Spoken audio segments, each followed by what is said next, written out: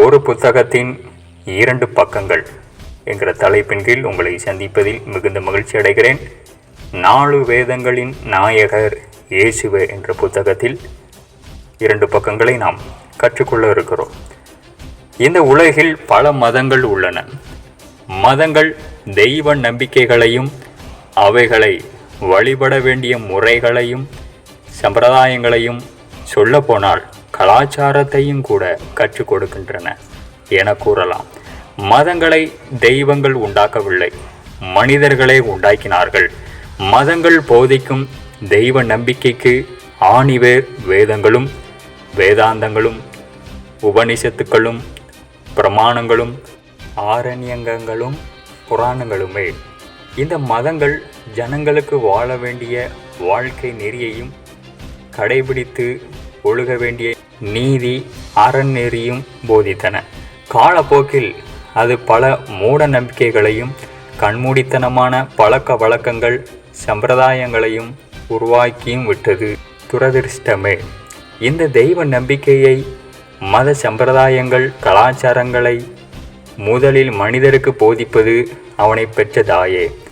தாய்தான் ஒருவனுக்கு முதல் குரு, அதன் பிறகு அவன் தந்தை. ஆதி காலத்தில் குருகுல சிஸ்டம் இருந்தது. குருவின் மூலம் பிறகு கற்றுக்கொண்டார்கள். இப்போது அந்த சிஸ்டம் மாறி பள்ளிக்கூடங்கள் உருவாகிவிட்டது. பள்ளிகள் ஆன்மீகத்தையோ மதத்தையோ போதிப்பது இல்லை. மாறாக பொது அறிவு, இயற்கை விஞ்ஞானம், சமூகம், சமூக அமைப்பு, அரசியல் அமைப்பு, தேசத்தின் ஆதிகால சரித்திரம், வரலாறு, கணிதம், தாய்மொழி, மற்றொரு தேசிய அல்லது உலக மொழியை கற்றுக்கொள்வது போன்றவற்றையே போதிக்கின்றன. ஆலய பணிகளில் ஈடுபட விருப்பம் காட்டும் ஒரு சிலருக்கு மாத்திரமே மத வேதங்கள் உபநிஷத்துக்கள் போதிக்கப்படுகின்றன.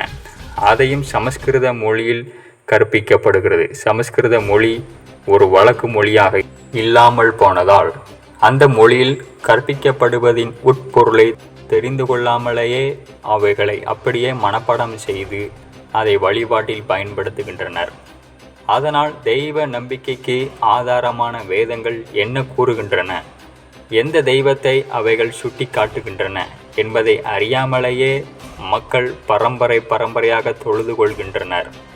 உலக பிரகாரமாக அவர்கள் எவ்வளவு சிறந்த அறிவாளிகளாக, பகுத்தறிவாளர்களாக, கல்வி பட்டங்களை பெற்றவர்களாக, உயர் பதவிகளில் இருப்பவர்களாக இருந்தாலும் சரி, இந்த ஆன்மீக தெய்வீக விஷயத்தையும் வேதங்களையும் மாத்திரம் அலசி ஆராய்ந்து பார்த்து நாம் கடைபிடிக்கும் மத நம்பிக்கை ஒழுங்குதான் உலகிலேயே மிக சிறந்தது, நாம் ஆராதிக்கும் தெய்வமே உண்மையானது என உறுதிப்படுத்தி கொள்ளாமல் அப்படியே அவைகளை கண்ணை மூடிக்கொண்டு கடைபிடிக்கின்றோம்.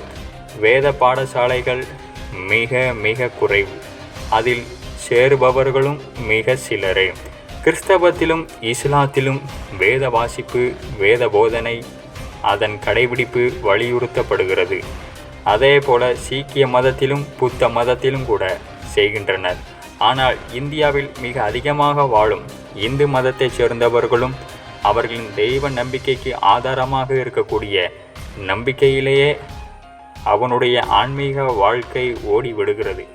இதில் கொடுமை என்னவென்றால், அப்படி பாரம்பரியமாக கடைபிடித்தவைகளையே மெய்யானவைகள், அவர்கள் ஆராதிப்பதே உண்மையான பரம்பொருள் என்று மிக உறுதியாக நம்புகின்றனர். மாத்திரமல்ல, அவர்கள் கடைபிடிப்பது ஒரு தவறான, அவர்களின் மத வேத புத்தகங்களுக்கே புறம்பானது என்று யாராவது எடுத்து கூறினாலும் அதை ஏற்றுக்கொள்ளவும் தயங்குகின்றனர். இதுதான் கொடுமை. ஒவ்வொரு மதத்திற்கும் வேதங்கள் இருக்கின்றன. ஒரு மதத்திற்கு ஒரே ஒரு வேத புத்தகமும் இருக்கின்றது. பல வேத புத்தகங்களும் இருக்கின்றன. இந்த வேத புத்தகங்கள் எழுத்து வடிவில் எழுதப்படுவதற்கு முன்பு பல நூற்றாண்டுகளாக குருவிடமிருந்து சீடர்களுக்கு வாய்மொழியாக கற்பிக்கப்பட்டு வந்தன. வேத இலக்கியங்களை 2 நிலைகளில் பிரிக்கலாம். ஒன்று சுருதி, அதாவது அது செவி வழியாக கேட்டு பின்பு எழுதப்பட்டது. மற்றது ஸ்மிருதி, அதாவது நினைவில் நின்றவைகள் அல்லது பாரம்பரியமாக தொடர்ந்து வருபவைகள்.